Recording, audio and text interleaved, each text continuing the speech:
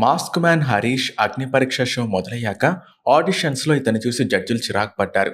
అయిష్టంగానే హోల్డ్లో పెట్టారు. కానీ అగ్ని పరీక్షలో అతని ఆటతీరు చూసిన తర్వాత అందరూ షాక్కి గురయ్యారు.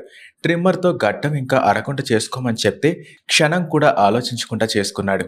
హౌస్లోకి ఒకవేళ వెళ్తే షో ముగిసే వరకు అరకుంటతోనే ఉండాలని చెప్పినప్పటికీ కూడా ఆయన సాహసించారు.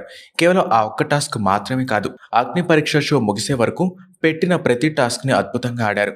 హౌస్లోకి వెళ్ళిన వెంటనే కంటెస్టెంట్స్ అందరికీ చాలా తేడాగా అనిపించారు. తాజాగా వదిలిన ప్రోమోలో కూడా మాస్క్ మ్యాన్ తన మార్క్ చూపించారు.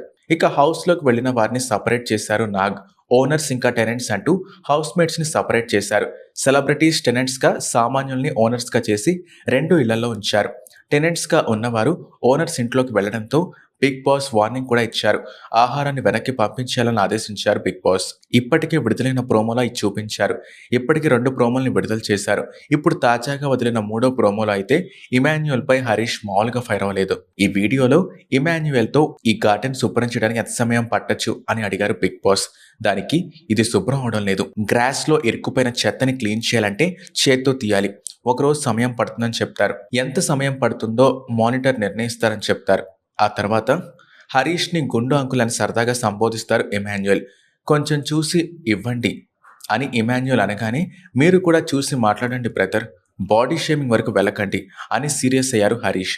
ఎవరు అంకుల్, ఎవరు గుండు అంటూ సీరియస్ అయ్యారు హరీష్.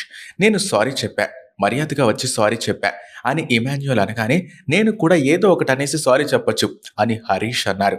ఇలా ఇద్దరి మధ్య మాటల యుద్ధం జరిగింది. లిమిట్ అని హరీష్ అనగానే ఇమాన్యుయల్ కూడా సీరియస్ అయ్యారు. దాంతో భరణి కలక చేసుకుని ఆపే ప్రయత్నం చేశారు.